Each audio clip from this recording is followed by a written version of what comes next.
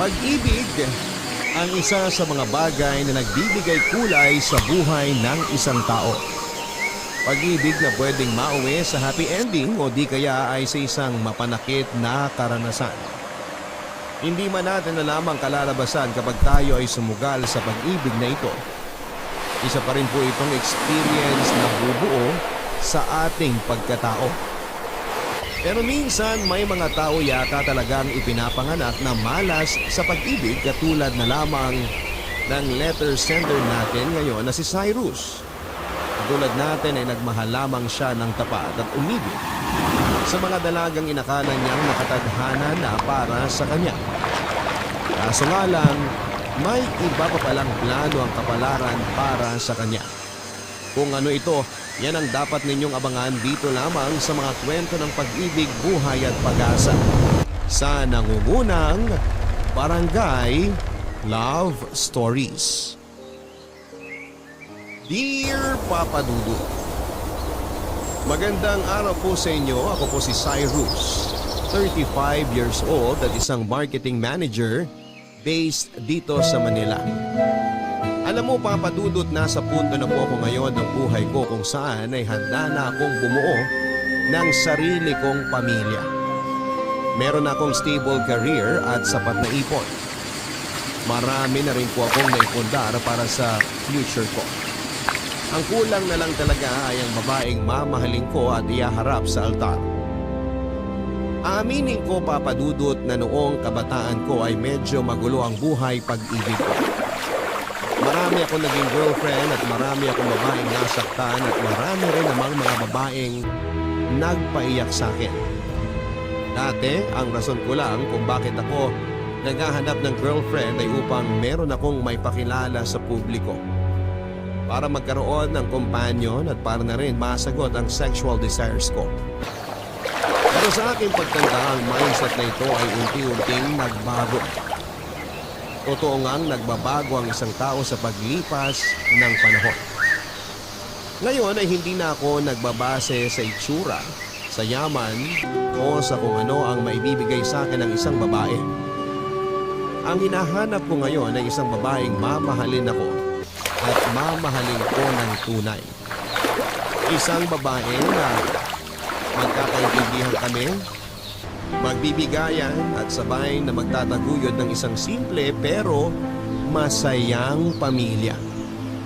Ang lahat ng ito ay nahanap ko po nang makilala ko si Myra. Nagtatrabaho siya bilang bank teller sa Pasay at una po kaming nagkita sa birthday party ng dati kong dormmate. Actually ay marami kaming common friends ni Myra. Medyo malaki pero halos iisa lang ang circle of friends namin. Unang tagpo pa lang ay nagpalitan na kami kaagad ng contact number at mabilis na nagkagaanan ng loob.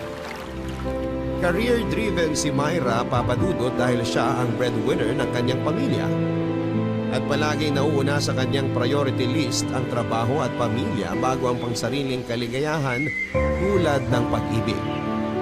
Nahirapan pa akong ligawan siya pero hindi rin nagtagal ay unti-unti ko na rin naman siyang napaibig, Papa Dudut. Hindi siya yung tipo ng tao na romantic. Hindi siya mahilig sa mga mahabang tawagan at kwentuhan sa mga text message.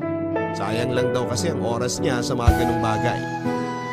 Bumabawi naman siya tuwing nagkikita kami. Kapag magkasama kaming dalawa ay sweet siya at clingy.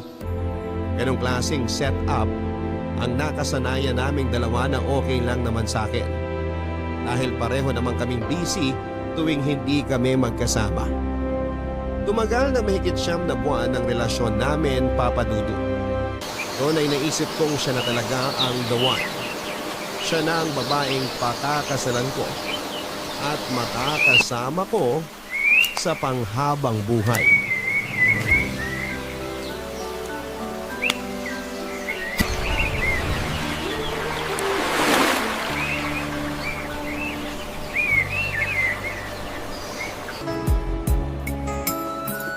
Daming tao sa labas ngayon ah. Anong meron? Weekend kasi.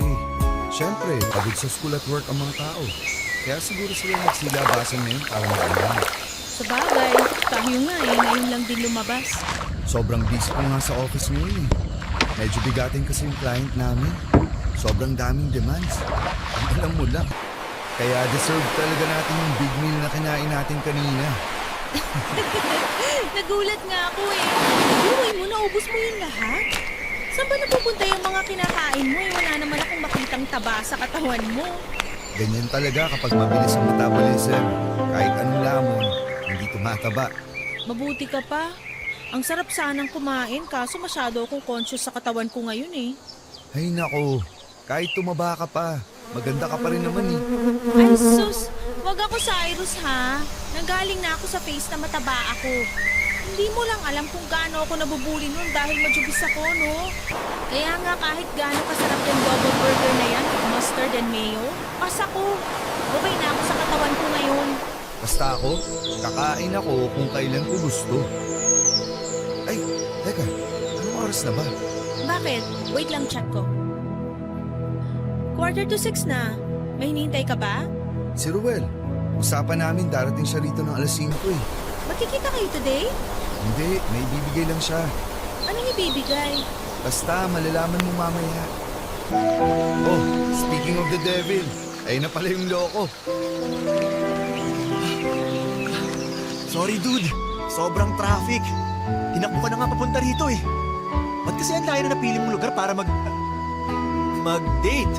Ilalaglag mo pa ako eh. Amin na, nasa na yung pinapakuha ko? Eto na. Ayos ah. Walang thank you ah. Mamaya na. Sige, doon ka na. Chill. Eto na, alis na. Bye Myra. Congrats. Ano raw? Eto, gift ko sa'yo. Para saan itong malaking box na to? Cake ba to? Wait lang, may something ba? Wala naman tayong sineselebrate, di ba? Wala naman ako nakalimutan or what, no? Wala naman, pero may gusto lang akong ibigay sa'yo. Wow, ang sweet naman. Sige na, buksan mo na. Ito na nga, binubuksan ko na. Wow! Thank you, babe! Ang sweet mo naman! May isa pa akong gustong ibigay sa'yo. Meron pa? Hala! Uy! Ba't ka lumuluhod dyan? Myra, matagal ko nang gustong gawin to. Babe, tumayo ka nga dyan. Nakakahiya. Tingnan mo nga, pinagtitinginan na tayo ng mga tao. I love you so much, babe. Will you marry me? Kapag hindi ka tumayo dyan, iiwan kita rito. Pero babe! I'm sorry, pero hindi kita masasagot ngayon.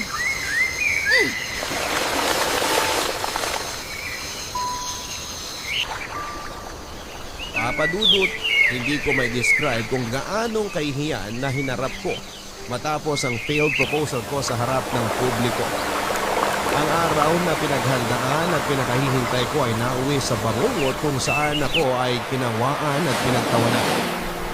Pero maliban sa labis na kahihiyan ay nalaig pa rin ang sakit na nararamdaman ko sa katotohanang tinakbuhan ako ni Myra at hindi nito tinanggap ang alokong kasal.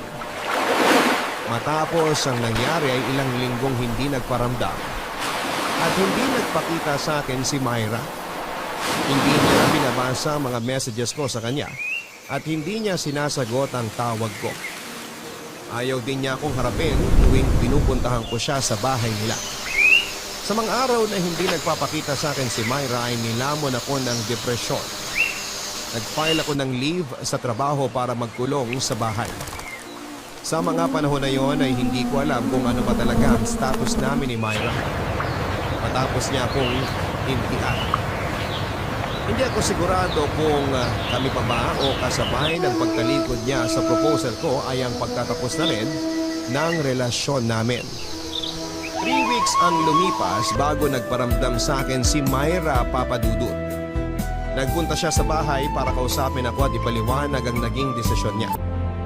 Ayon kay Myra ay masyado pa raw maaga para pag-usapan ang tungkol sa kasal. Hindi pa raw siya handang iwan ang pamilya niya at ang mga responsibilidad niya sa kanila. At isa pa ay gusto niya muna akong kilalanin ng mabuti bago niya ako pakasalan. Humingi rin siya ng tawa dahil tinakbuhan niya ako sa gitna ng proposal. Nagulat lamang daw siya sa nangyari at hindi niya alam kung papaano mag-react mula rito.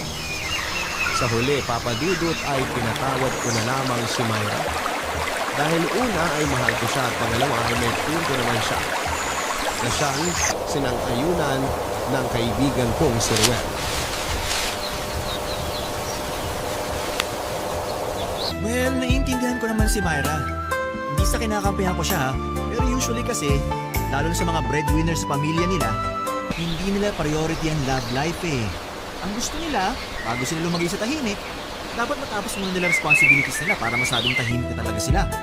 Sa case ni Myra, tulad nga ng sinabi mo, hindi pa siya tapos sa pamilya niya. Kaya siguro, ayun, pinakbuhan ka. Oo na, may point na kung may point.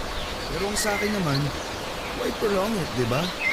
Kung mahal mo naman talaga yung tao at sigurado ka na sa kanya, ba't hindi mo pa papakasalan?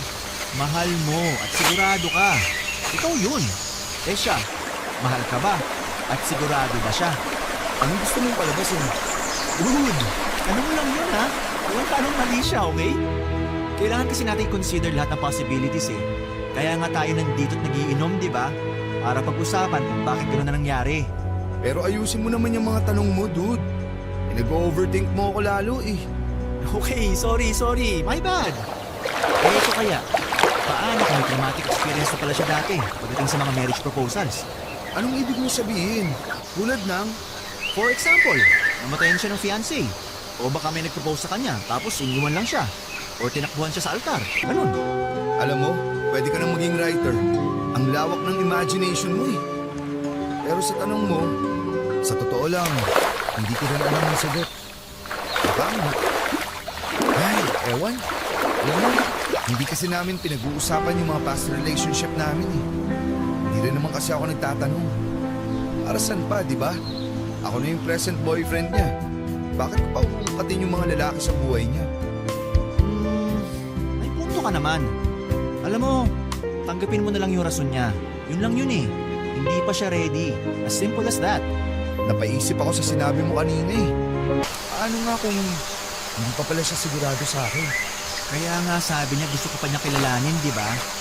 As cliche as it sounds, hindi nga talaga parang kanyo ng pagpapakasal na kapag napaso ka, pwede mong iluwa. Tandaan mo, wala pang divorce dito sa Pilipinas ha? So parang sinasabi mo na hindi rin naman kami magtatagal, ganon. Ang ibig kong sabihin, ayaw niya siguro magpadalos-dalos. O sige, sabihin na natin na nagmamahalan talaga kayong dalawa. Pero at what level? Mahal niyo bang isa't isa as girlfriend and boyfriend o mahal niyo ng isa't isa as husband and wife? Nakikita ka na ba niya bilang future niya? Ito ang mas matindi. Kasama ka na ba sa mga plano niya sa future? Alam mo, mas ginulo mo lang utak ko eh. Nagtatanong lang ako ha. Ano? Di mo alam ang sagot? Hindi. Hindi kasi gaanong expressive si Myra eh. Wala akong alam sa kung anong iniisip niya o nararamdaman niya. Kaya nga communication is the key. Hindi porket kayo na, pa-chill-chill ka na lang. Pag-usapan yung future nyo para naman may assurance kayo sa isa't isa. Hindi yung bigla mo na lang siyang papakitaan ng singsing tapos hindi nyo pa pala na pag-uusapan ng tungkol sa future nyo. Ano yun? Go with the flow na lang? Pareho naman na kaming stable sa buhay ah. Anong assurance pa ang kailangan niya? Assurance na hindi mo siya iiwan. Hindi ko naman talaga siya iiwan eh. Huwag mo sa akin sabihin yan. Sabihin mo yan sa kanya. Patunayan mo kay Myra na ikaw na talaga ang taong hinahanap niya. Ikaw na yung taong ka-till death do us part niya. Yung taong makakaagapay niya sa hirap at ginhawa. Ginagawa ko naman lahat ng yun sa kanya eh. Alagang-alaga ko nga siya. Hindi naman ako nagkulang. Alam mo yan kung gaano ako ka-hands-on kay Myra. Hindi pa ba sapat yun? Kung sa tingin mo ay sapat ng mga yon, bakit siya nag-walk out sa marriage proposal mo?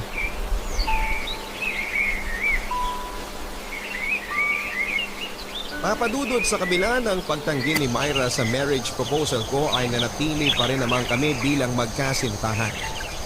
Tinanggap ko na hindi pa talaga siya ready na magpakasal at sa mga sumunod na buwang pagsasama namin ay pinatunayan ko sa kanya na ako ang karapat-dapat para sa kanya.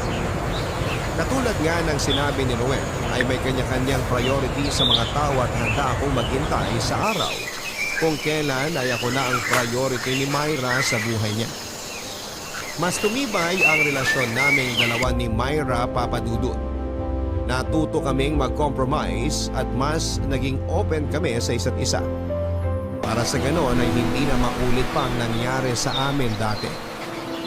Umabot ang relasyon naming dalawa ng halos 1 taon. Sa pagsasama namin yon ay pahapyaw kong ipinapahiwatig sa kanya ang kagustuhan ko ng magpakasal. After all, ay hindi na kami buwabata, Papa Dudut.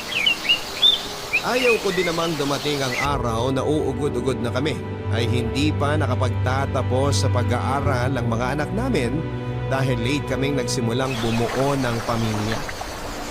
Hindi ko naman minamadali si Myra, Papa Dudut. Naghihintay ako pero indirectly ay binibigyan ko siya ng mga ideas na malapit na ako mag-propose muli sa kanya. Ayoko nang magulat siya at takbuhan ulit ako kaya siniguro kong sa pangalawang pagkakataon ay iibahin ko na ang atake ko. Naging pribado ang second proposal ko kay Myra, Papa Dudut, para hindi siya ma-pressure at hindi na ulit mapahiya. Kung sakaling makatanggap muli ako ng masamang balita, Papa Dudut. Pero nadurog ang puso ko sa naging sagot sa akin ni Myra ng araw na mag-propose ulit ako sa kanya. Private and intimate. Ito ang naging tema ng second marriage proposal ko kay Myra, Papa Dudut. Sa tulong ng connections ni Ruel ay dinala ko si Myra sa isang kilalang restaurant na merong alfresco setting. Nang araw na yon ay inakala ni Myra na i-celebrate lang namin ang aming anniversary. Walang may alam ng plano ko, Papa Dudut, maliban kay Ruel. Nakahanda na noon ang lahat. Nagkalat ng rose petals sa paligid na dinagdagan pa ng kandila at heart-shaped balloons para mas maging romantic ang atmosphere. Naging maganda naman ang dinner date namin, Papa Dudut, at masasabi kong love is in the air ng mga oras na yon. Lalo na tinaharana pa kami ng sweet and romantic na jazz music. Sobra ang kaba ko noon, Papa Dudut. Habang kinakapa ang singsing sa bulsa ko, lumuhod ako sa harap ni Myra. Pero bago ko pa man siya tanungin ng will you marry me ay inunahan na niya ako. Nakipaghiwalay siya sa akin. Nabigilan ako sa kinakaroonan ko nang marinig ko ang mga salitang lumabas sa bibig niya. Gusto na niyang makipaghiwalay sa akin, Papa Dudut. Yon ang naging sagot niya sa tanong na hindi ko man lang nagawang sabihin. Hindi niya sinabi ang rason kung bakit siya nakikipaghiwalay. Basta ang maliwanag ay gusto na niyang tapusin ang relasyon namin ng oras na yon. Pagkatapos ng gabing yon ay si Myra na mismo ang bumura ng sarili niya mula sa buhay ko. Linak niya ako sa lahat ng kanyang mga social media accounts, maging sa kanyang contacts. Hindi na siya nagpakita pa, nagparamdam o kahit nag-explain man lang kung bakit bigla na lang niya akong iniwanan. 2 buwan kong dinamdam ang sakit ng breakup namin, Papa Dudut. Pinilit kong mag-move on at inalis ang lahat ng pag-asang pinanghahawakan ko. Inanggap ko na hindi na siya babalik sa akin hanggang sa isang araw ay bigla na lamang siyang bumalik at nagpakita sa akin, Papa Dudut.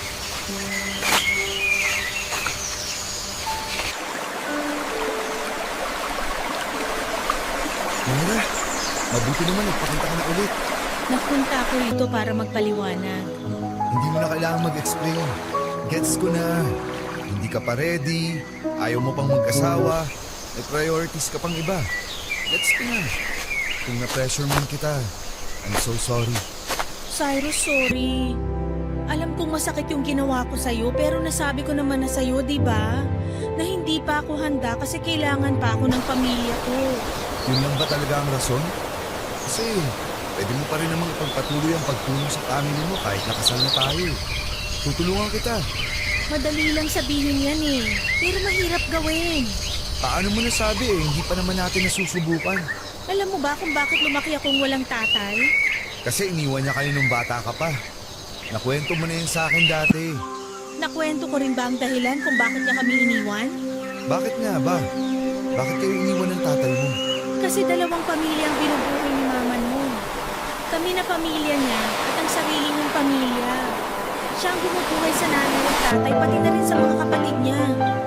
Nag-away sila ni Papa dahil sa pera hanggang sa nawala na ng gana si Papa. Naghanap siya ng iba. Iniwan niya kami. Ayokong mangyari yun sa atin. Hindi ako katulad ng tatay mo. Gaya nga ng sinabi ko, madaling sabihin pero mahirap gawin. Hindi lahat ng lalaki ay katulad ng tatay mo. Huwag mo kaming lahatin. Kung bibigyan mo ako ng chance, patutunayan ko sa'yo na totoo ang mga sinasabi ko. I'm sorry talaga, Cyrus. Please, bumalik ka na sa akin. Hindi na kita pipiliting magpakasal. I'll wait. Hintayin kita kung kailan ka ready. Basta balikan mo na ako. Kung ano man yung naging pasya ko noon, hindi ko na babaguhin yun. Ayaw mo na ba talaga sa akin? Kung ganon, bakit ka bumalik? Bakit ka ulit nagpakita sa akin? Pwede naman tayong maging friends eh. Mabait kang tao at alam kong hindi ako ang babaeng para sa'yo. Ayaw kitang paasahin. Friends!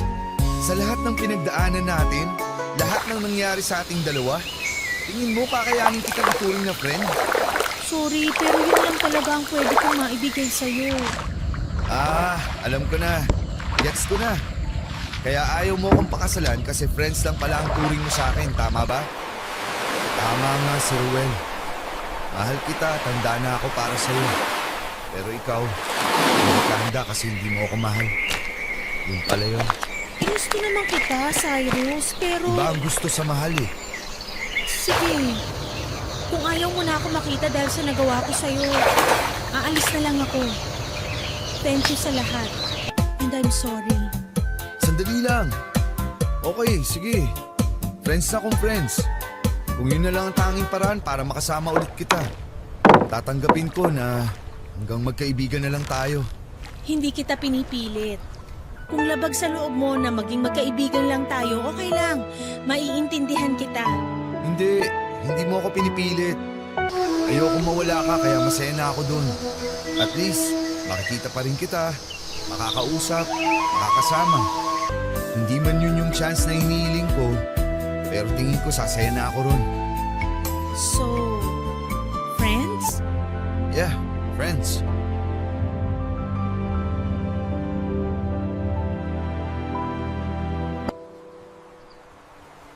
Papadudot oo na marupok ako.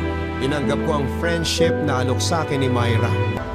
Nasa punto na ako noon na gagawin ko ang lahat bumalik lamang siya sa akin.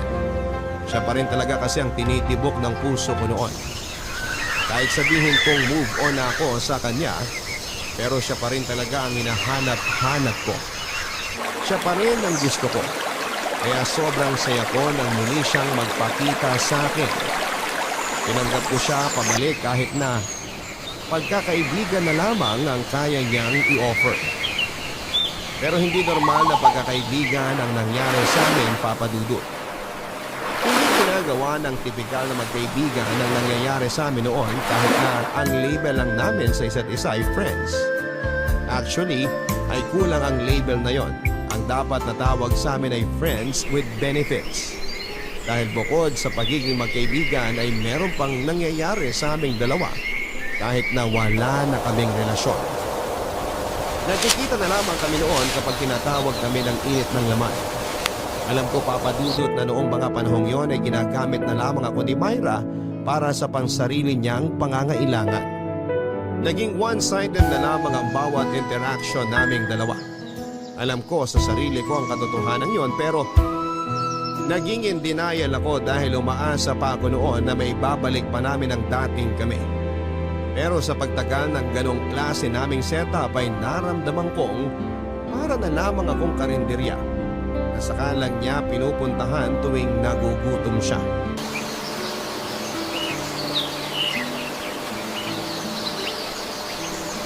Ruel, sorry, nalate ako. Dude, saan ka pa nang galing? Sa Batanes? 2 hours na ako naghihintay dito ah. Sorry na. Hinatid ko pa kasi si Myra eh. Myra? Akala ko wala na kayo. Wala na nga kami. Matagal na. Oh, so? Anong so? So bakit mo siya hinahatid? Ba't nagkikita pa rin kayo kung hiwalay na kayo? Mahabang kwento eh. Basta, sabihin na lang natin we're still in good terms sa kabila ng nangyari. Ha? Paano nangyari yun? Dude, walang mag-ex na nagiging close pagkatapos ng breakup. Meron. Kami. So, ano naging nyo ngayon? Friends? Oo. Friends. With benefits. Sira ulo ka talaga. Pumayag ka mag-refubo? Bobo ka ba? Bakit? Anong masama doon? Ginagawa din naman namin yung kahit nung kami pa. Nung kayo pa, pero iba na ngayon. Wala na kayo. Uulitin ko ha, wala na kayo. Oh, tapos, anong punto mo? Nabobobo ka na nga ata talaga. Ano ba nagagawa ng pag-ibig? Dude, ginagamit ka niya for pleasure. Ayaw niya mag-commit sa'yo, pero gusto niya mag-stay para gawin kang parausan. Naisip mo ba yun? O naisip mo pero ayaw mo lang i-acknowledge kasi mahal mo pa siya? Alam mo, ginusto ko naman yung setup namin eh. Wala naman akong reklamo doon. Wala rin siyang reklamo, kaya wala nang problema doon. Walang problema ngayon. Pero kapag nakahanap na siya ng ibang lalaki tapos bigla kanyang iwan. Oh, ano? Nakikita mo na ba yung problemang sinasabi ko? Ready naman ako sa consequences eh. Tsaka wala pa tayo doon. Hayaan mo na lang ako. Bahala ka sa buhay mo. Tanda ka na para dyan. Basta kapag dumating yung araw na sinasabi ko, huwag mo ko maiyak-iyakan ha. Sira, kailan ba ako umiyak sa'yo? Wala pa. Kasi dati ginagamit mo ang isip mo. Ngayon ewan ko lang kung saan mo naiwan ang utak mo. Hindi ka na nag-iisip na maayos. Ito naman, suportahan mo na lang ako. Hindi ako sumusuporta sa mga bobo. Tara na nga. Saan ba tayo inom? Siyempre, sa dati. Gusto ko ng beer eh. Ako rin. Kailangan ko ng alak. Sumakit ulo ko sa pinagkagagawa mo. Nababaliw na yata tong kaibigan ko eh. Maiintindihan mo rin ako once na na-in-love ka na. Huwag mo ko igaya sa'yo, no? Hindi ako nagpapauto sa pag-ibig. Okay, sabi mo eh. 2 buwan ang tinagal ng pagiging friends with benefits namin ni Myra Papadudut. Wala kaming ibang ginawa kundi puro sex sa buhay namin iba. Kung may bayad nga lang ang bawat pagsasama namin ni Myra gabi-gabi ay baka may pambili na ako ng bagong release na smartphone sa merkado. Yun nga lang ay hindi ko siya mahindian sa gusto niya, Papadudut. Dahil nga gusto ko rin naman ang ginagawa ko noon. At kahit masahol pa sa bagay ang trato niya sa akin ay may natitira pa rin akong pagtingin sa kanya. Masakit man ang katotohanan yun ay tinanggap ko na lamang na hanggang doon lang ang magiging papel ko sa buhay ni Myra. Maniwala ka sa hindi ay sinubukan ko ulit na ligawan noon si Myra. Naghabol ako sa kanya pero tuwing binubuksan ko ang topic ng relationship ay pilit niya itong iniiwasan. Nang mapuno na siya ay inamin niya sa pagmumukha kong wala na siyang nararamdamang pagmamahal sa akin. Nilalapitan lang niya ako para sa panandali ang aliw at hanggang doon na lamang talaga aabot ang relasyon naming dalawa. Siguro nga ay tama si Ruel na nabubobo ako dahil sa pag-ibig dahil matapos akong masampal ng masakit na katotohanan ay hinayaan ko lang si Myra ng pagpatuloy namin ang kung anuman ang meron kami noon. Hanggang sa naging matumal na ang pagkikita namin dalawa at dumating ang araw na tuluyan na siyang hindi nagpakita pa sa akin, Papadudut. Papadudut, mahabang panahon ang lumipas at ni Anino ni Myra ay kailanman ay hindi ko na nakita pa. Nahirapan akong kalimutan siya at nahirapan po akong mag-move on mula sa kanya. Siguro nga ay mahirap talagang bitawan ng isang taong minamon ang totoo kahit na gaano pa kasakit ang ginawa niya sa iyo. Nasa alaala ko pa rin siya hanggang ngayon at tuwing sumasagi siya sa isipan ko, ay hindi ko maiwasang manghinayang. Napapatanong ako kung saan ako nagkamali at kung saan nagsimulang masira ang relasyong sinimulan namin na inakala kong panghabang buhay na. Aaminin ko sa iyo, Papadudut, na nawalan na ako noon ng ganang maghanap pa ng ibang taong mamahalin. Sa edad kong ito ay para bang nawala na ako ng motivation na kumilala ulit ng bago. Up to zero na naman kasi ako. Kailangan ko na namang mag-umpisa sa pinakasimula. Kailangan ko na namang kumilala ng bagong tao. Kunin ang kanyang tiwala at mahalin ang kung anuman ang meron siya. Iniisip ko pa lamang ang mga bagay na ito ay nararamdaman ko na ang pagod. Ayoko nang umulit pa sa simula, lalo na kung hindi naman sigurado kung siya na ba ang makakasama ko hanggang sa dulo. Pero hindi ako makakahanap ng panibagong pag-ibig kung wala akong gagawin. Dahil sa kagustuhan kong makabuo ng sariling pamilya, ay muli kong binuksan ang puso ko. At dito ko na nakilala si Cherie. Nasa bar kami ni Ruel noon kasama ang ilang kaibigan nang magpadala ang grupo nila ng tequila shots sa table namin. Kapalit ng pangalan ko. Hindi ko ito pinansin noong una pero porsigido noon sa Cherie na makuha ang pangalan ko. Kaya nang lumabas ako ng bar upang magsindi, ay sinundan niya ako. Boss, isang Yossi. Thank you.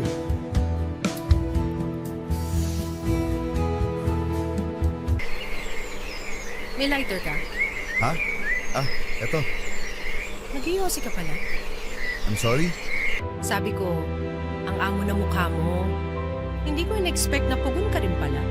Hindi pa pwedeng manigarilyo kapag maamo ang mukha. Hindi naman bawal. Hindi lang pumasok sa isip ko nung nakita kita kanina sa loob. Okay. Hindi yata nasabi ng server kanina pero ipinapatanong ko pala kung anong pangalan mo. Ikaw yung nagbigay ng tequila shot sa amin? Yep. So ano ang pangalan mo? Bakit mo naman gustong malaman pangalan ko? Type kita. Wow! Sobrang straightforward mo naman. Sherry, yan ang pangalan ko.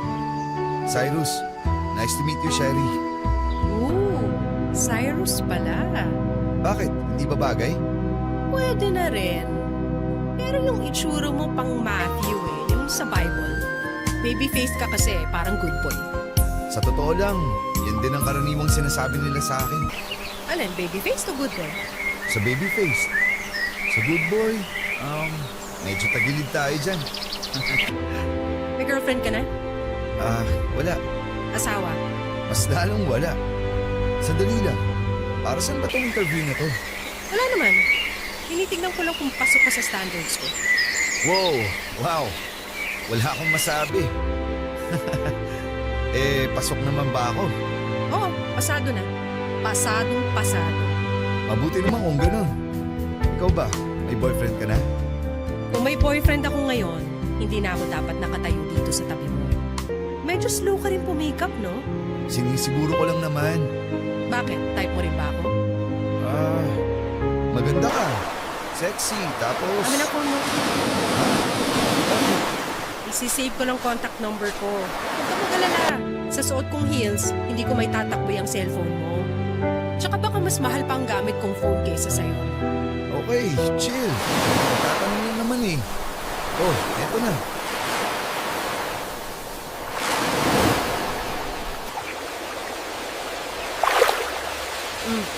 Ayan. Aantayin ko message mo, ha? Maiwan na kita dyan. Balik na ako sa loob.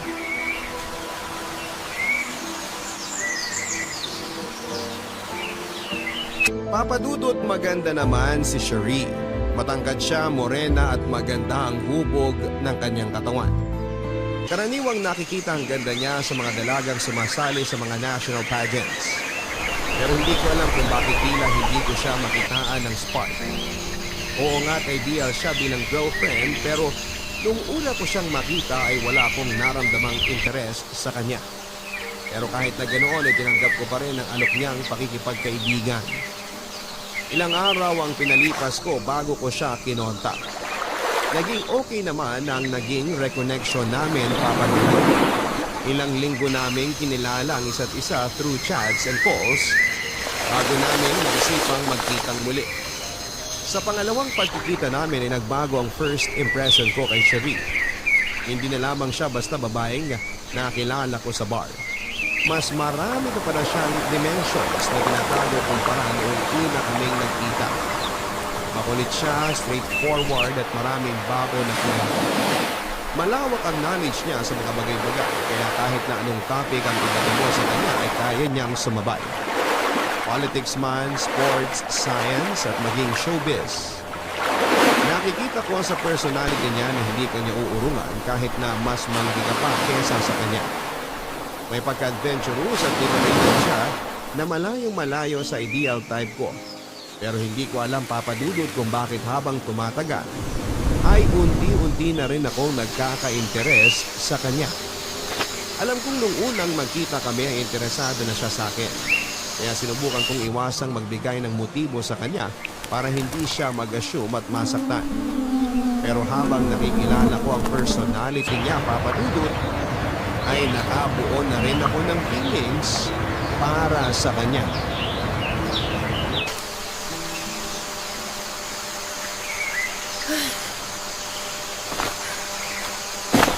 Napagod ako dun Satisfied?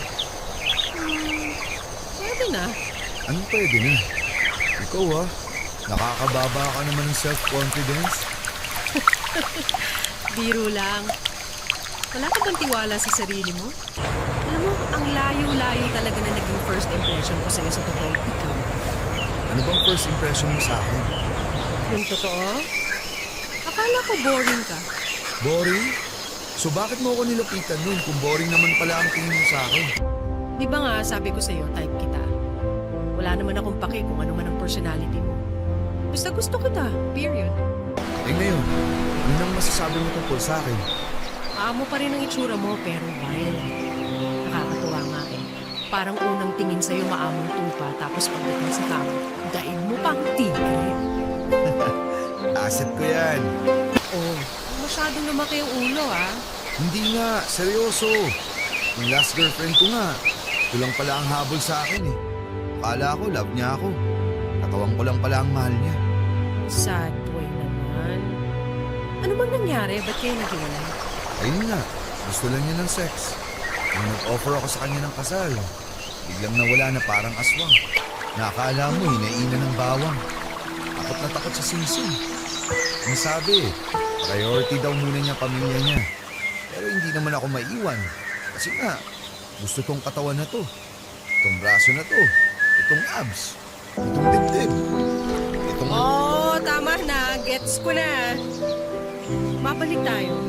Gaano kayo katagal bago kayo naghiwalay? Alam mo, huwag na natin pag-usapan yan. Past is past. Huwag na natin balikan yan.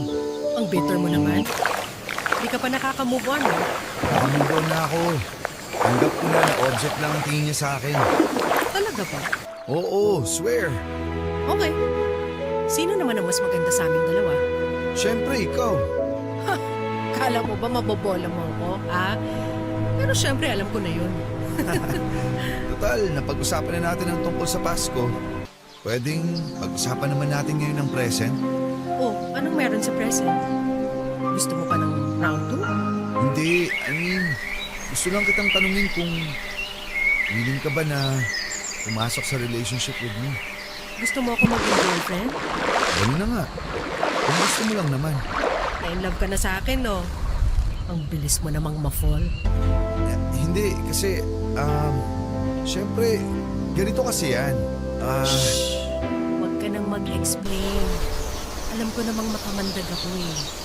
Pero oo, pumapayag ako na maging girlfriend mo. Totoo? Ang tagal ko na kayong hinihintay na ligawan mo ako. Ang bagal-bagal mo kasi. Kailangan pa may mangyari sa atin bago ka magsabi na. Siyempre, kailangan. Sabing huwag ka na mag-explain eh. Okay, so as of today, I now declare Cyrus and Sherry as magjowa. Ayan, huwag kakalimutan mo ang sabi natin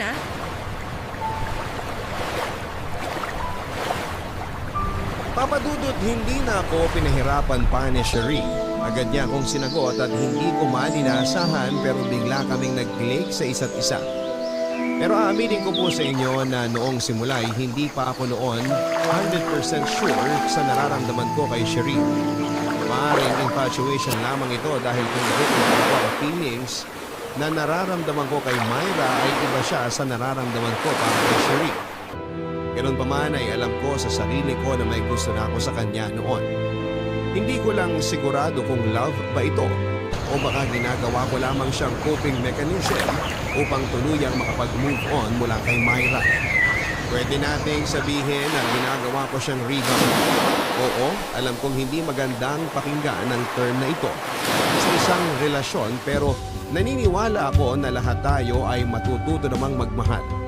Kung ako nga, ang papipiliin sa katanungang mahal ka o mahal mo, mas pipiliin ko ang taong mahal ako dahil katulad nga ng sinabi ko, ay meron pa akong pagkakataon na kilalanin at mahalin ang taong mahal na ako.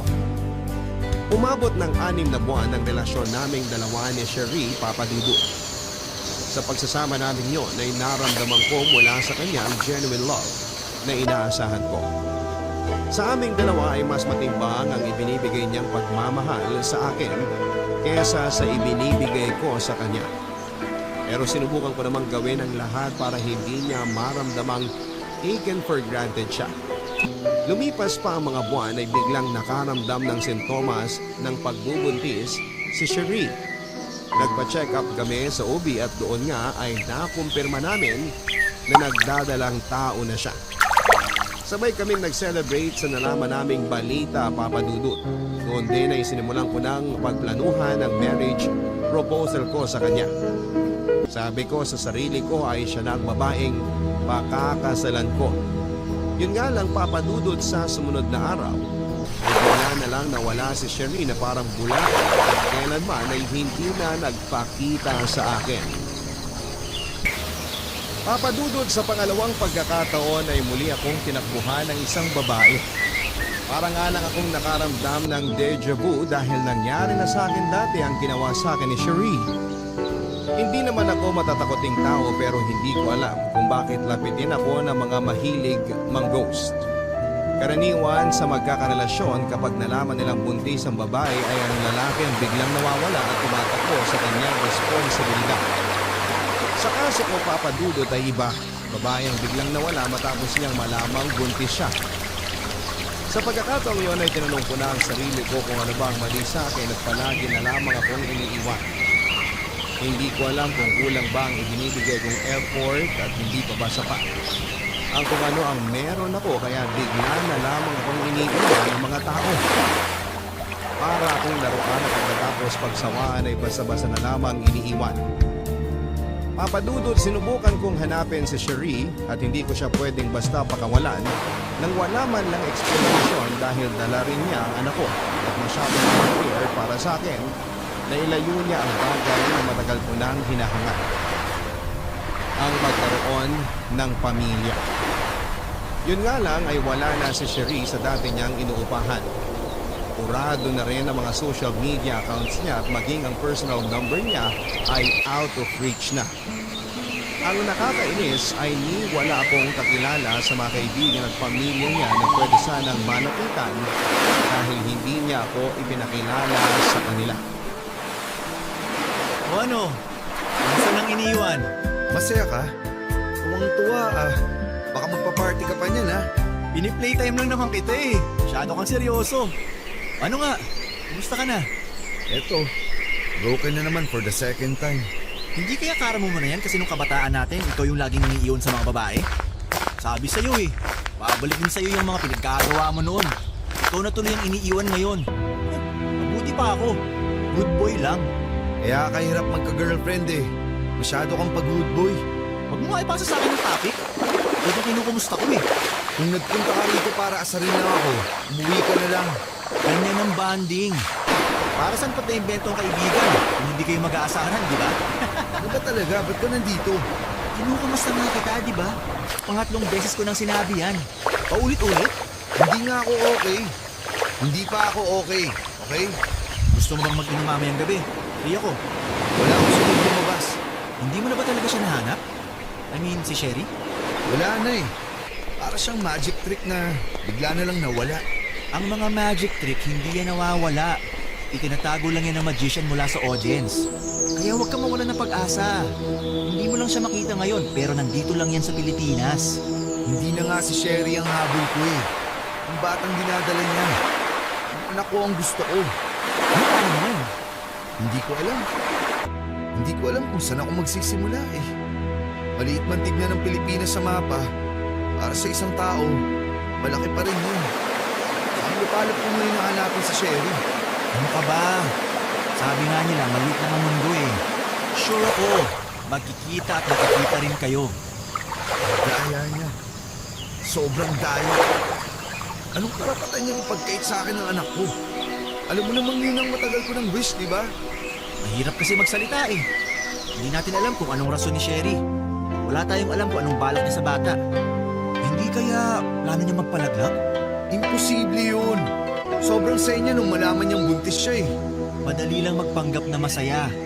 Nakaya nga niyang magpanggap na mahal ka eh. Maging masaya pa kaya? Hindi niya gagawin yun.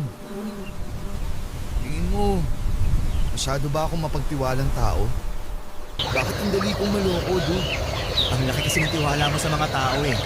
Tandaan mo, hindi lahat na nakakasalamuha mo ay mabait. Marami dyan ang tuso rin. Puno ng ambisyon, puno ng pangangailangan. At gagawin nila ang lahat para makuha nila yung gusto nila. Ano nang gagawin ko ngayon, Ruel? Ano ba dapat ang ginagawa mo kung gusto mo mahanap ng isang bagay? Eh di maghanap ka. Saan ako maghahanap? Doon, sa ilalim ng kama mo. Baka sakaling nandun nagtatago si Sherry. Ito naman parang gago eh. Ano ka ba? Kung alam ko lang kung saan tayo maghahanap, eh di matagal na sana nating nahanap si Sherry. Magsimula ka sa mga lugar na pinupuntahan ng dalawa dati. Mga lugar na nababanggit niya o yung mga lugar na napag-usapan yung gusto niyong puntahan. Basta, dude, kung gusto mo talagang makita ang anak mo kay Sherry, gawin mo ang lahat. Yan ang pangarap mo, di ba? Eh di habulin mo, huwag kang mawalan ng pag-asa.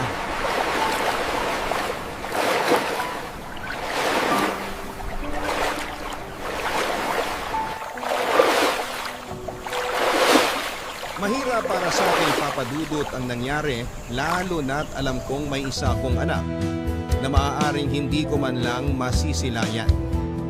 Maliban sa sakit na ipinadama sa akin ni Sherry, ay nagkaroon din ako ng kaunting galit sa kanya. Dahil itinakbo niya ang anak ko nang hindi man lang ako kinakausap, Papa Dudut. Hindi ko na nahanap si Sherry simula noong araw na iniwanan niya ako. Hindi man lang siya nag-iwan ng bakas para mahanap ko siya. Para bang bigla na lang siyang nawala sa ibabaw ng mundo. Kailanman ay hindi nawala sa isipan ko si Sherry at ang dinadala niyang bata. Araw-araw kong ipinapanalangin na sana ay maging safe sila, lalo na ang bata sa sinapupunan niya. Kahit na wala mang kasiguraduhan, kung makikita ko pa sila ay gusto kong maging safe silang dalawa. Sa pagdaan ng mga araw ay pinilit kong mag-move on. Sinunod ko ang advice ni Ruel na mag-self-love na muna. Hindi ko pa rin naman isinasara ang puso ko sa maaring bagong pag-ibig na dumating para sa akin. Pero noong mga panahong yon ay hindi ko na pinipilit ang maghanap. Naghintay na lamang ako at kung may darating man, ay hindi ko siya pagsasarahan ng pinto. Sa mga sumunod na buwan ay ibinuhos ko ang buong oras ko sa pagta-travel. Nagbabaka sakaling isa si Sherry sa mga taong makasalubong ko sa daan. Umikot ako sa iba't ibang parte ng Pilipinas at lumabas ng bansa upang makalimutan ang masaklap na kinahinatnan ng love life ko. Papadudot tanggap ko na hindi ko na makikita kailanman sina Sherry at ang anak ko sa kanya. Pero kung kailan tinanggap ko na ang katotohanan yun na isa ka naman nagbiro ang tadhana. Nasa Boracay ako noon nang maisipan ko magpunta sa isang cafe. Favorite place ito ni Myra tuwing nagpupunta kami noon sa Boracay dahil sarap na sarap siya sa specialty nila na ube pancake. Sa lugar na yun mismo ay nakita ko si Sherry, Papa Dudut, buhat-buhat ang isang baby.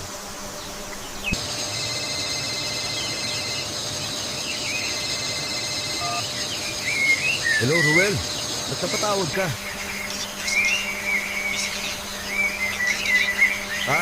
Nasa Boracay pa ako ngayon eh.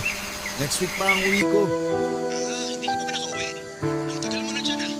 Namiss ko mag-Boracay eh. Last time na nagpunta ako rito, kami pa ni Myra.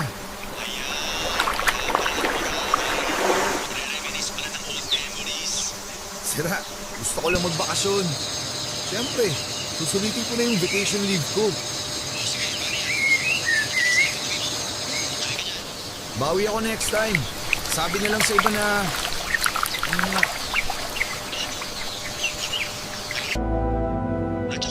Sandali lang, dude. Tatawagan kita ulit. Sherry? Cyrus? Anong ginagawa mo rito? Ikaw nga. Alam mo ba kung saan kita inaanap? Siya na ba yung anak natin? Siya yung pinagbuntis ko. Ang damit ni Simon eh. Tingnan mo tuloy. Cyrus? Myra? Teka, anong meron dito? Wait lang ha. Magkakilala ba kayo? Sherry, ano to? Myra, kunin mo na yung mga bata. Mauna na kayo sa sasakyan. Kakausapin ko lang si Cyrus. Teka, sandali lang. Saan mo dadali ng anak ko? I'm sorry, Cyrus. Sige, Sherry. Doon na lang kami sa sasakyan maghihintay. Anong nangyayari? Babe? Tinawag ka niyang babe? Maupo ka. Sagutin mo ako! Girlfriend ko si Myra, okay? At wag mo ko sinisigawan. Kung gusto mong maliwanagan, ito na ang huling chance mo, kaya maupo ka dyan. Magpaliwanag ka na lang. Simulan mo na, please. Okay, fine. Bago mo nakilala si Myra, girlfriend ko na siya. Ginamit ka lang namin, Cyrus, para magkaroon kami ng anak. Nung mabuntis si Myra, iniwan ka agad, katulad ng ginawa ko nung mabuntis din ako. Yun lang ang habol namin sa'yo, kaya oo. Yung batang nakita mo, anak mo sa akin. Yung batang bitbit ni Myra, anak niyong dalawa. Ibig mo sabihin, buntis si Myra nung iwan niya ako? May dalawa na akong anak? Slow ka pa rin talaga, no? Gusto kong makausap si Myra. Tapos na ang trabaho mo. Hindi mo na siya kailangang kausapin. Kung may katanungan ka pa, sa akin mo na lang itanong. Bakit niyo nagawa sa akin to? So ginamit niyo lang talaga ako? Ano? Masaya na ba kayo? Masaya ba kayo na nakuha niyo ang gusto niyo matapos kayong manloko ng tao? Masaya na kami. Kaya wag mo na kaming gawin. Wala na kaming plano magpakita sa'yo. Maswerte ka lang at natsambahan mo kami dito. May karapatan din ako sa mga anak ko. Siguro nga meron, pero yun lang. Ito na ang huling araw na makikita mo kami. Kung wala ka ng tanong, aalis na ako. Sherry, please. Kahit mayakap ko lang ang mga anak ko. Hindi Sherry ang pangalan ko. Mariel. Huwag ka na magtangkang sumunod. Kung ayaw mo mag-file kami ng restraining order laban sa'yo, bahala ka. Mas mawawalan ka ng chance na makita ang mga anak mo. Please naman, Sherry. Nagmamakaawa ako sa'yo. Goodbye, Cyrus. Salamat sa tulong mo.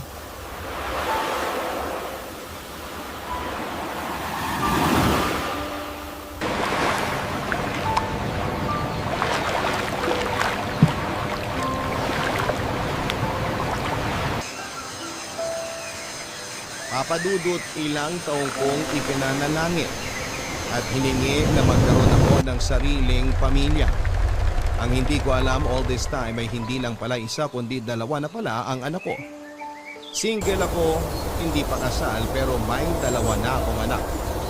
Ang masaklap nito ay wala sila sa poder ko at never na silang mapapasa akin. Ni mahagkan at mahawakan man lang sana sila ay ipinagkait pa sa akin. Sobrang sakit ng ginawa nila sa akin, nila Myra at Sherry Papadudot. Ginamit nila ako para sa sarili nilang pangangailangan. Hindi ko lubos maisip na may mga ganitong klase ng tao na handang manakit ng emosyon ng tao para lang makuha ang inaasam nila. Nag-extend ako noon sa Boracay, Papadudot para hanapin sina Sherry at Myra pero unfortunately ay hindi ko na sila muling nakita pa. That was 3 years ago. Ilang taon din pong hindi nawala sa isipan ko kung kumusta na nga ba ang mga anak ko. Sobrang laki ng impact na ginawa nila sa akin na tuwing may nagpaparamdam ng motibo sa akin ay nagkakaroon na kaagad ako ng trust issues. Hanggang ngayon, tuwing naaalala ko sina Myra at Sherry ay may nananatili pa rin puot sa puso ko dahil sa ginawa nila sa akin.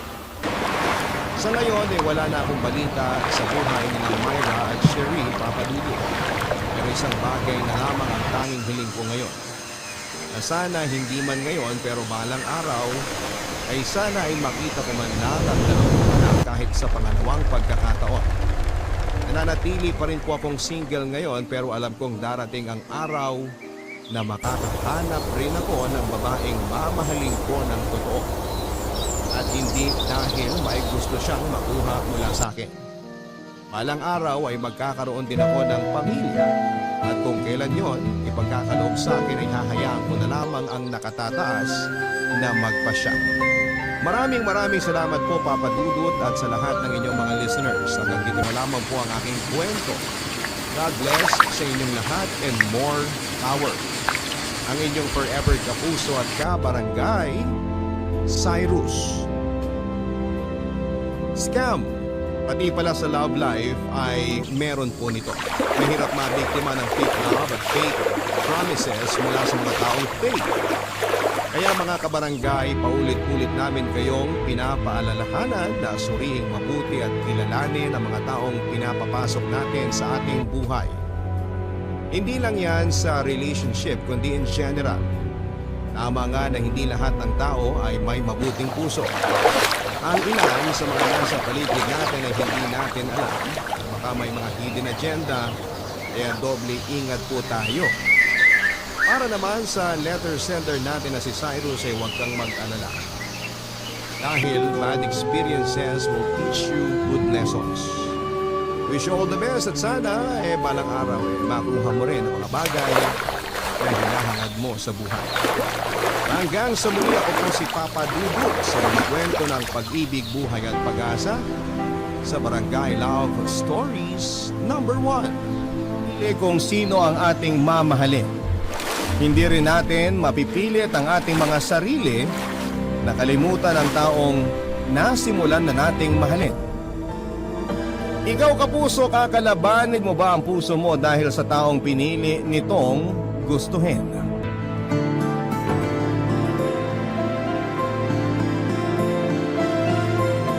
Dear Papa Dudut, ako nga pala si George, 25 years old at 5 taon na ang nakakalipas nang maganap ang ibabahagi ko sa inyo, Papa Dudut. Kapag nakita niyo ako ay mapagkakamalan niyo akong lalaki. George, Tibo nga ang tawag sa akin ng mga kakilala ko dahil sa buhok, pananamit, asta at mga hilig ko. Malaking impluwensya noon sa akin ang mga pinsang kong lalaki at ang yumao kong ama. Mas nagustuhan kong makisama sa mga lalaki at hindi ako naintindihan ng mga kasabayan kong babae. Kaya naman mas lalo tuloy akong napasama sa mga lalaking kakilala ko. Isa na po doon ay si Paulo, kaidaran ko rin. Naging kapitbahay ko siya noong 17 years old pa lamang ako. At noong tumagal naging matalik kaming magkaibigan hanggang sa magkolehiyo na kami, Papa Dudut. Parehas kasi kaming nahilig sa pagbabike at video games. Bukod pa doon ay nasakyan ko rin ang topak niya. Kaya kahit noong lumipat na sila ng bahay, nanatili pa rin ang closeness naming dalawa. Madalas siyang nasa bahay noon lalo na kapag may kailangan o kaya kapag gusto niya lang ng kapayapaan. Pero mas madalas siyang nasa bahay kapag broken-hearted siya, Papa Dudut.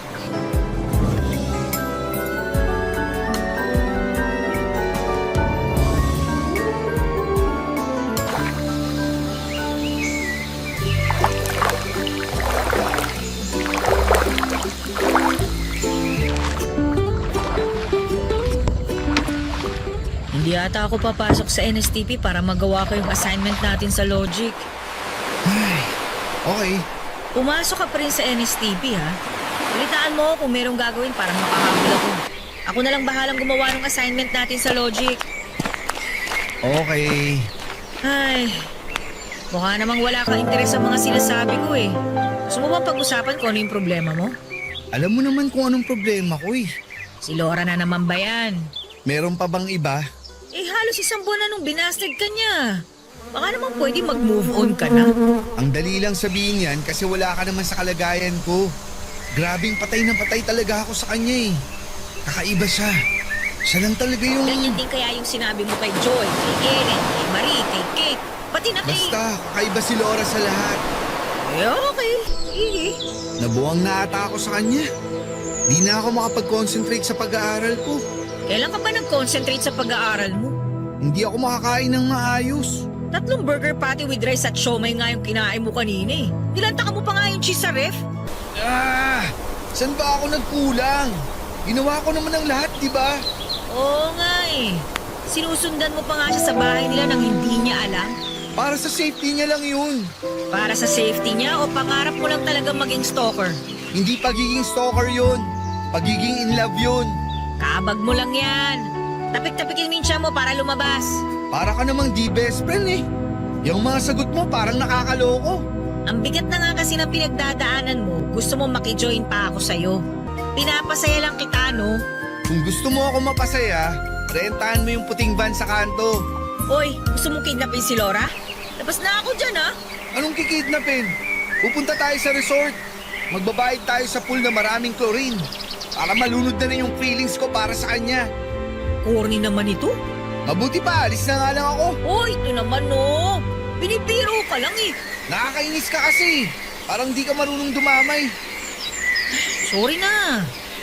Sa totoo lang, kaya lang ganito ako magsalita kasi nakukonsensya ako, eh. Nakukonsensya saan? Kasi hindi yata ako magaling na tulay. Kung nailakad lang kita ng maayos kay Laura, baka bumigay na yun. Mukhang kinakalawang na ako, eh. Huwag mong isipin yun. Dapat nga magpasalamat ako sa'yo eh. Kasi mas nag-e-effort ka pa sa akin sa mga nililigawan ko. Baka nga konti na lang eh. Ikaw na yung sagutin nila. Yuck! Sa bagay, magkaiba ata tayo ng trip sa babae, no? Ano bang trip mo? Anong trip? Tipo mo sa babae.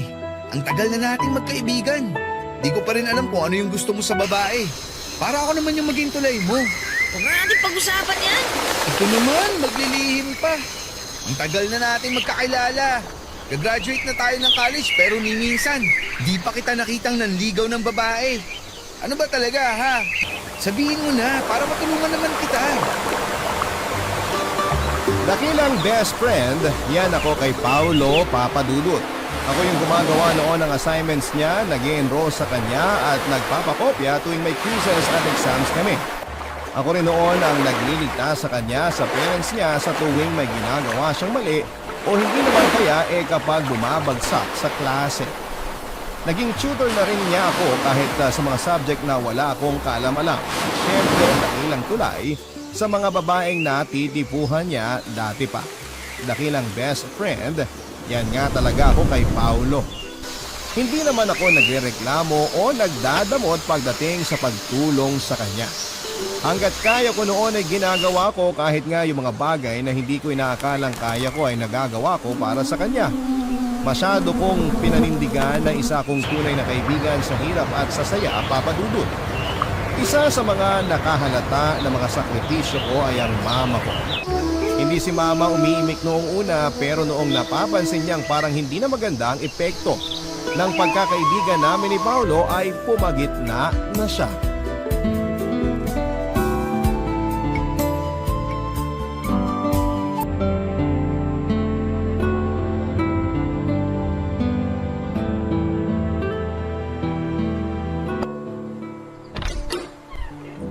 Bakit ngayon ka lang umuwi? Alas 11 na ng gabi ah. Tanod ka? Hindi ko po napansin yung oras eh. Saan ka nga galing? Kanina pang alas 3 ng hapon natapos ang klase mo ah. Ina Paulo po. Pinapaulo na naman. Sinamahan ko po kasi maglaro ng computer games. Di ba pwedeng sa weekend na gawin niya? Ngayong weekday daw po kasi siya malungkot eh. Nakaschedule naman pala. Maliligo na po ako. Bago ka maligo, lumapit ka muna rito.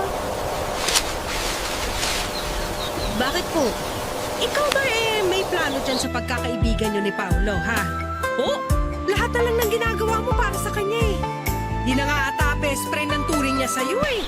Para ka ng yaya. Grabe naman si Mama. Tinutulungan ko lang naman po si Paulo. Lalo na ngayon, broken-hearted siya eh. At paano ka naman? Anong paano po ako? Pag naging broken ka sa kanya, sinong tutulong sa'yo? Huwag mong sabihin ako ha, tinatamad ako. Look, si Mama. Ako? Broken? Yuck! Makayak naman to. Kala mo naman totoo.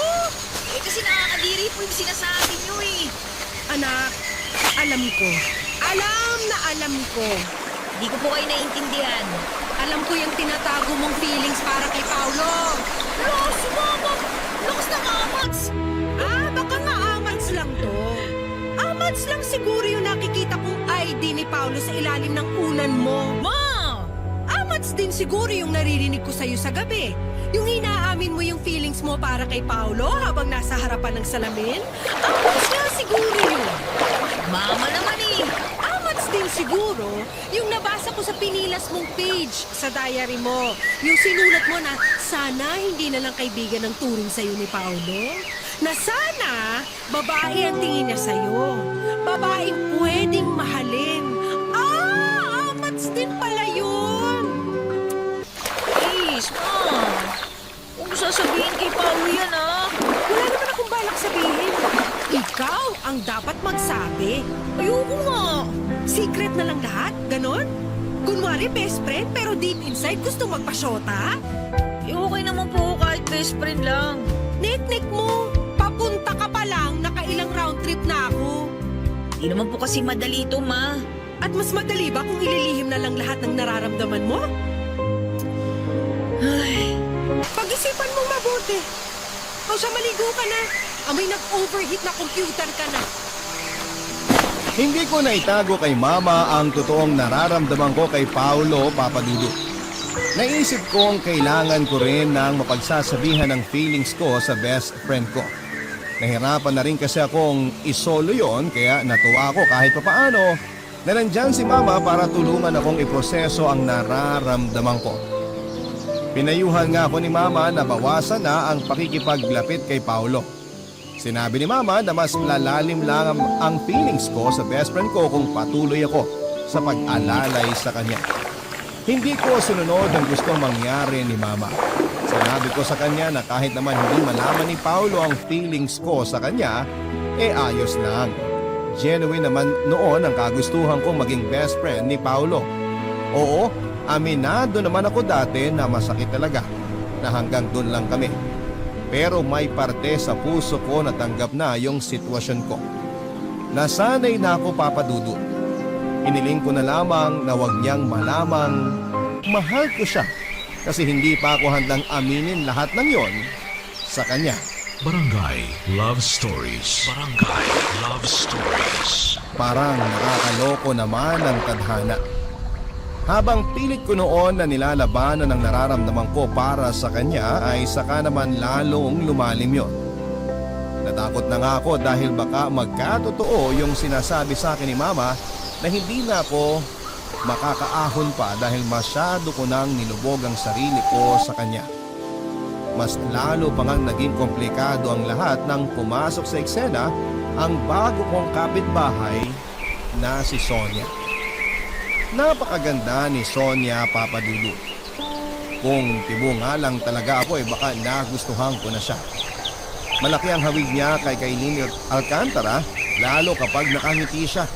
Kaya hindi ko masisi noon si Paolo kung mabilis siyang na-fall kay Sonia. Unang beses lamang niya itong nakita ay kinulit nga kaagad ako ni Paolo noong nakita niyang kausap ako ni Sonia. Hindi na niya ako tinantanan hanggang sa pumayag akong tulungan siya para maligawan na si Sonia.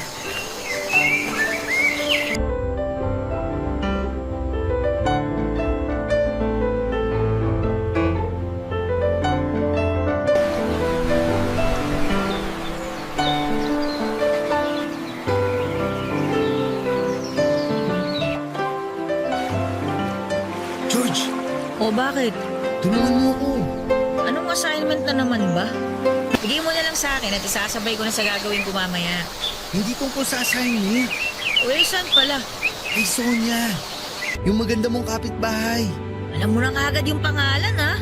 Alam mo naman ako kapag interesado ako sa babae. Inaalam ko lahat. Inalam mo rin ba na may boyfriend si Sonia at malapit na silang ikasal? Yan ang una kong chinek at nalaman ko. Single siya at never pang nagkaroon ng boyfriend. May boyfriend yun. Mas gwapo pa sa'yo tsaka mayaman. Mas magaling ko pa sa akin nakausap ko yung kasambahay nila. Di okay. Pero maarte yung Sonia na yun, ha? Paalala lang, di ba mahina tolerance mo sa mga babaeng maarte? Kung kasing ganda lang naman ni Sonia, kahit minuminuto pa siya mag-inarte, mapupol pa rin ako paulit-ulit. High maintenance yun. Di mo kakayanin lifestyle niya. Kawawa ka lang. Ano bang high maintenance? Ina-stalk ko na Facebook niya. Sobrang simple lang na babae. Kaya ako nga nagustuhan eh. Mukhang madali lang pasayahin. Mukhang madali lang makontento. Ay, Sonia. Akin ka na lang, please. Ilan mo na nga yung illusion mo? Alam mo, kanina mo pa ako kinukontra eh. Alata ba? Alam ko may pagkanega ka.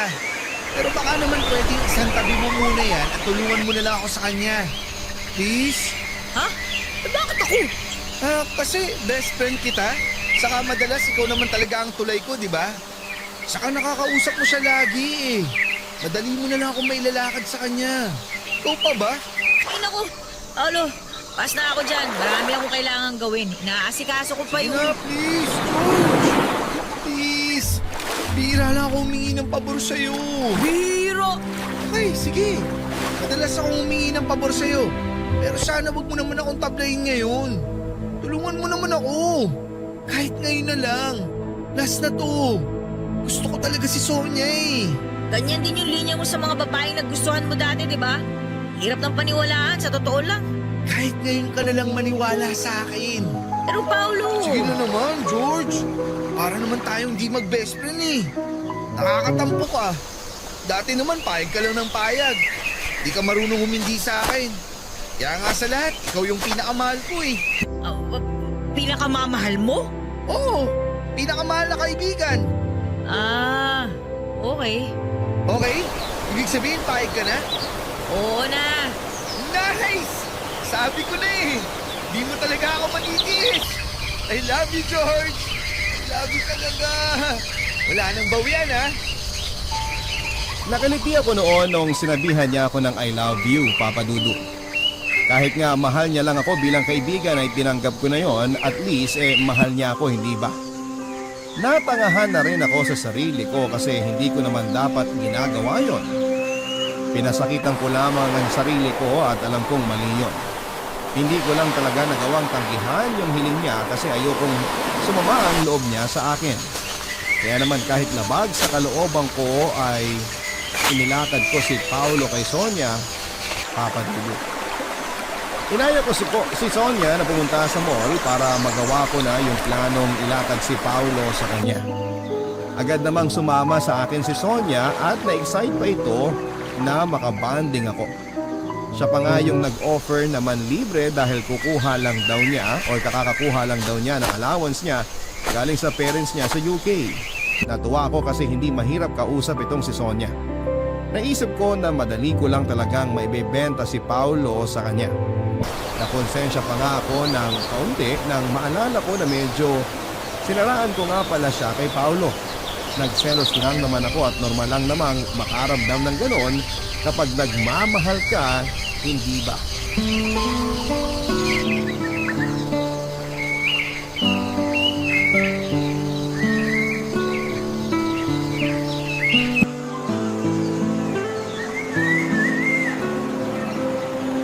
Alam mo, buti na lang inaya mo akong mag-mall. Ang tagal ko na kasing gustong gumala eh. Pwede ka namang mag-mall mag-isa. Gusto ko kasi may kasama. Para ka palang yung best friend ko eh, si Paolo. Hindi rin makapunta ng mall mag-isa. Alam mo, bagay kayong magkasama. Siya ba yung kasama mong nag-bike last Sunday? Yung kaway ng kaway sa akin? Oo, siya yun. Pagpasensyahan mo na yun ha. Kala niya yata eleksyon eh, kaya sobrang friendly. Pero friendly talaga yun kahit hindi eleksyon. Kahit mahal na araw, friendly yun. Okay. Minsan nga sa sobrang pagiging friendly niya eh, nafo-fall ang karamihan sa mga babaeng kinakaibigan niya. Pero hindi siya paasa ha. Sadyang malakas lang yung sex appeal niya. Mukhang palikero. O hindi ah. Akala mo lang yun. Marami nagkakagusto sa kanya pero minsan lang yun ma-in love. Pag na-in love pa yun, ako, buhos na buhos. Eh ikaw, paano ka ma-in love? Ako? Hindi ko pa alam eh. Paano di mo alam? Di ka pa ba nai-in love? Ay, parang hindi pa. O sige, ganito na lang. Anong klaseng tao ang magpapa-in love sa'yo? Hala, bakit naman biglang ganyan yung tanungan? Bonding nga natin to, diba? Dali, kwento na. Wala naman akong dapat ikwento kasi hindi ko naman alam kung ano ba yung love-love na yun. O sige, mas simplehan na lang natin, ha? Ano ba yung tipo mo sa isang tao? Yung ano, teka, parang ang hirap ah. Siguro naman nagka-crush ka na. Alalahanin mo lahat ng katangian na nagustuhan mo sa naging crush mo. Tapos, yun na yun. Dali na. Gusto ko yung nakakasundo ko sa lahat ng bagay. Yung masaya kasama. Puro tawa, ganun. Tapos yung mapapasaya ko lagi. Yung tipong ako yung laging magpapangiti sa kanya. Yung kaya ko siyang patawanin lagi. Ganun. Parang ang sarap mo naman palang mahalin, no? Swerte naman ng magiging karelasyon mo. Pero alam mo kung merong mang masarap mahalin? Si Paulo yun. 5-star review lagi yun sa mga ex niya. Perfect na boyfriend talaga. Lahat ng kailangan mo, ibibigay niya. Kanino mo pa pinibenta si Paolo sa akin, ah? Yung mga linya mo, parang pang TV commercial eh. Hard sell kung hard sell. Parang binibentahan mo lang ako ng sabong panlaba. Oo, hindi naman. Sinasabi ko lang. Nagkataon lang na medyo may connection yung sinasabi mo kay Paulo. Kala mo ba hindi ko nahahalata? Alam ko namang plano mong ilakad si Paolo sa akin eh.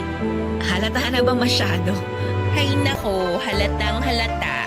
Sorry na. Okay lang, pero last na yan ah. Anong last na? Huwag mo nang ilakad si Paolo sa akin. Ayoko sa kanya. Pero Sonia. George, ayoko sa best friend mo. Sabihin mo na yan sa kanya. Oh, tara na sa department store. Libre kita ng polo shirt. Hindi ko alam noon kung ano ang mararamdaman ko. Nalungkot ako dahil hindi ko magad si Sonia sa paglakad ko kay Paulo. Natuwa din ako dahil nalaman kong hindi interesado si Sonia kay Paulo. Pero mas nangibabaw sa akin ang lungkot kasi alam kong nabigo ko si Paulo. Yun pa naman ang pinakaayaw kong mangyari sa akin dati. Yung hindi ko matupad yung gusto ng best friend ko. Hindi ko noon alam kung paano sasabihin kay Paulo na ayaw sa kanya ni Sonia. Hindi ko sinabi kagad sa kanya yung mga sinabi ni Sonia dahil naghahanda pa ako. Naramdaman ko naman na gusto talaga ni Paulo si Sonia. Kay Sonia labang siya tinamaan ng ganon. Kaya gusto ko sana siyang matulungan. Pero wala na akong magagawa kung mismong si Sonia na yung nagsabi na hindi niya gusto si Paulo. Barangay Love Stories. Barangay Love Stories. Kay Paulo, Papa Dudut, sinabi ko sa kanya na may pag-asa siya kay Sonia. Nakita ko kung gaano kasaya si Paulo nang sabihin ko yon sa kanya at nakonsensya ako dahil alam kong pinapaasa ko lamang si Paulo sa wala. Hindi ko lang kasi siya kayang harapin noon at sabihin sa kanya ang katotohanan. Mas nasasaktan kasi ako sa tuwing nakikita ko siya noon na durog at malungkot. Naisip ko na baka magawan ko pa ng paraan yun at naisip ko bang maghanap ng ibang babae na higit pa kay Sonia. Baka sakaling mapahaling yung nararamdaman ni Paulo sa iba kung mas maganda, mas sexy at mas mabait yung makikilala niya. Iniwasan ko na rin si Sonia.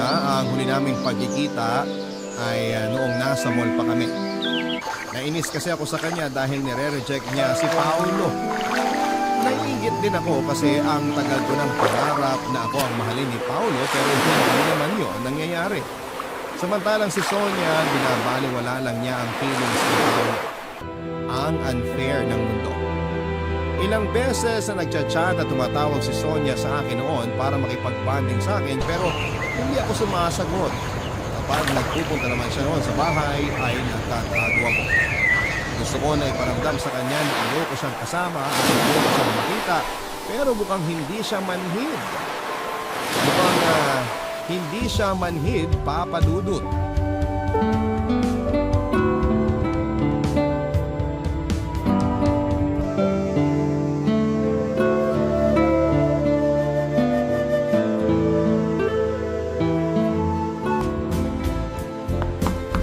Sino yan? Ikaw ba yan?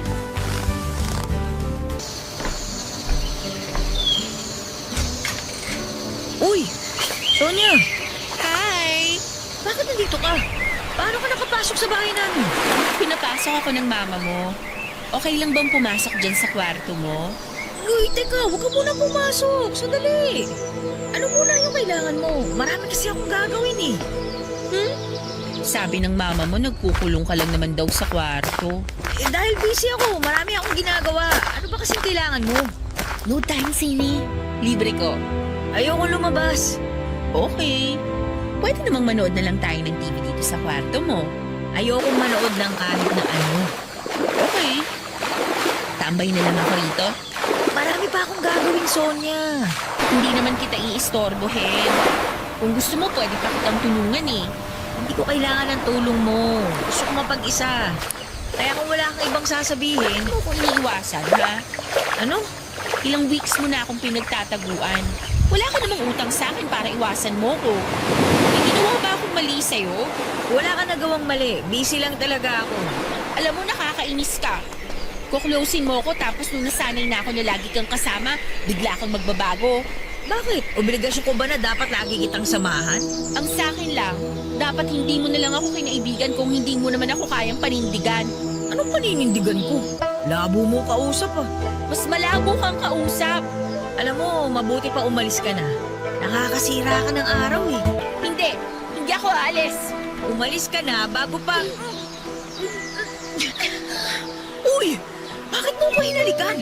Para malaman mo kung ano yung dapat mong panindigan. George, mahal na kita. Pero Sonia... George! Anong ibig sabihin nito? Paulo?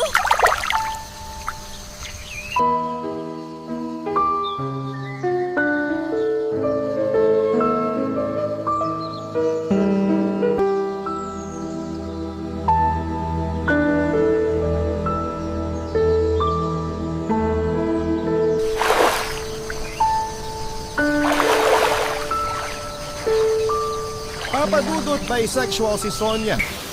Hindi ko yun nakita sa kanya noong nagkakasama pa kami. Kaya naman nagulat ako nang inamin niya na attracted siya sa akin, kaya pala wala siyang pakialam noon sa mga pagrereto ko kay Paulo. Dahil sa akin pala nagkakagusto si Sonia. Hindi ko man lang naramdaman na fall na pala siya sa akin. Masyado kasi akong nag-focus sa pagiging tulay sa kanila ni Paulo. Kaya pala naging madalas noon ang pag-chat ni Sonia sa akin at pagbibigay ng mga regalo, at kaya pala lagi niyang tinatanong sa akin dati yung mga gusto ko sa relasyon dahil balak pala niya akong ligawan.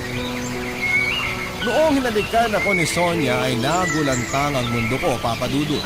Doon ko po na-realize na talagang babaeng-babae ako at si Paulo talaga ang gusto ko. Kung nga lang parang nakakaloko ang tadhana dahil yung paghalik pa ni Sonia sa akin ang inabutang eksena ni Paulo. Nakita ko kung gaano siya nabigla sa naabutan niya sa amin ni Sonia. Nabahan ako lalo na noong nakita ko ang galit sa mukha niya. Nag-walkout siya at dali-dali ko na siya hinabol. Hindi ko na inalala pa si Sonia na naiwan naman sa loob ng kwarto ko, Papa Dudut.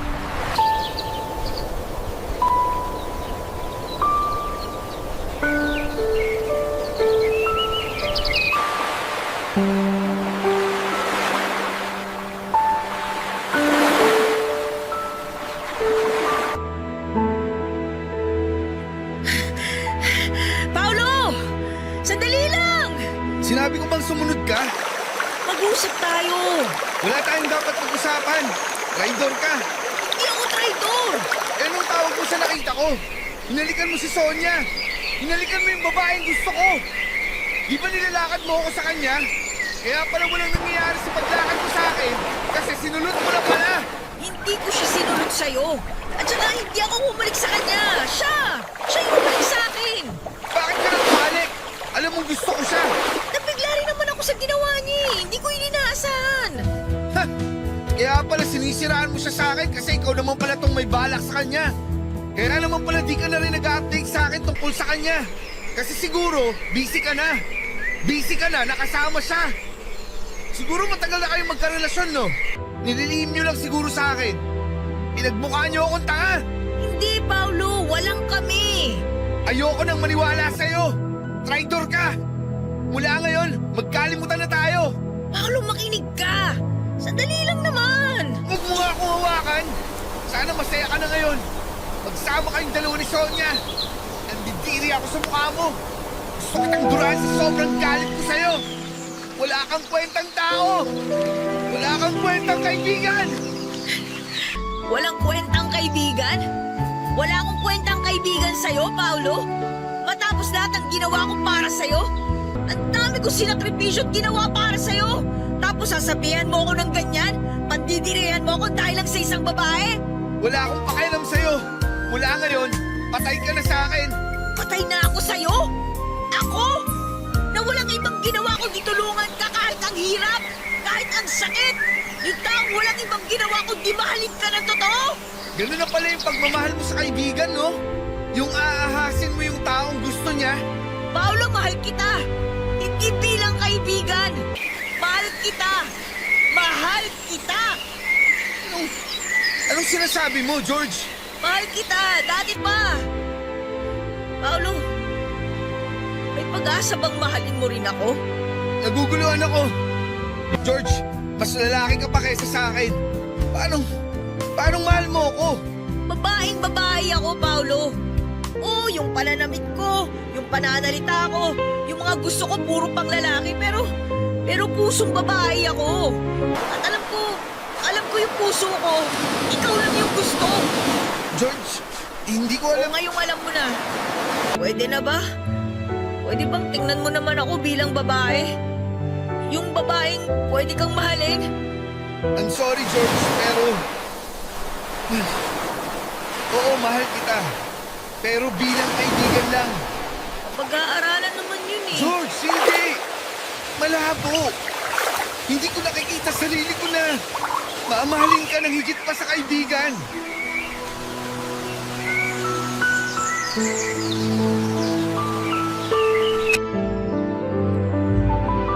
Papadudod para akong sinampal ng ilang ulit sa pag-reject ni Paulo sa akin. Nanliit ako dahil pinilit ko pa ang sarili ko sa kanya kahit naging klaro naman siya na hindi niya ako pwedeng magustuhan. Sa sobrang hiya ko napatakbo na lamang ako palayo sa kanya at nagmadali akong umuwi para umiyak. Naabutan ko si Sonia sa kwarto at hindi na ako nakapag-isip noon at hinalikan ko siya.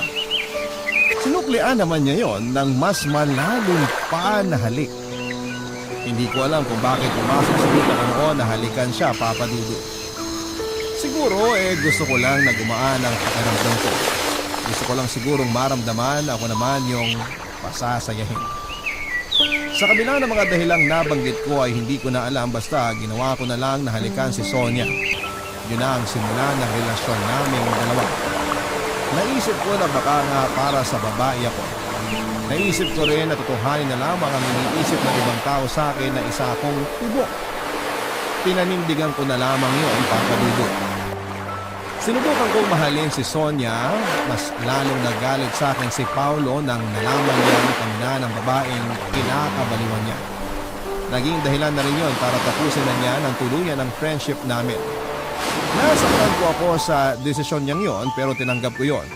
Pinagpatuloy ko na lamang ang relasyon ko kay Sonia dahil mabait naman siya at nararamdaman kong mahal niya ako.